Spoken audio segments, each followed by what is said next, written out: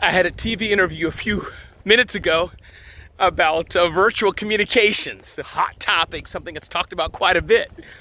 Only problem is the interview wasn't in my calendar. Now, I knew it was coming up, but it just, if it's not in my calendar, it doesn't happen. I totally forgot about it, to tell you the truth. But it was an important interview for live TV via Skype. So the producer, the technical team called me like 7 minutes before, said, Ramon, Mr. Ray, are you ready? I'm like, ready for what? They like to go on TV. Boom. A few minutes later, I logged into Skype, did the interview, only a 5-minute segment, quick segment, but national TV. And I did it. Point I'm trying to make is not me. It's a lesson for all of us. And I've learned this on Breakfast with Champions.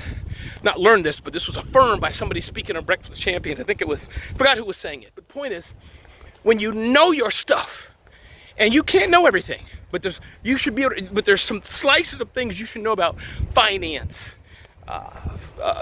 marketing, technology, business growth, scaling, whatever it may be. And if you know that, you don't need much prep time. People should be able to slap you silly, wake you up out of bed and say, talk for 15, 20 minutes, something like that. And you should be able to deliver an eloquent talk in a short amount of time. Shouldn't be not much prep needed. If you got to ask 1,000 questions, that means you probably don't know your stuff. Now, some people are just very prepared people, perfectionists, I get that. But in general, I'm just so happy today because they were able to interview me, short interview, and I knocked it out of the park.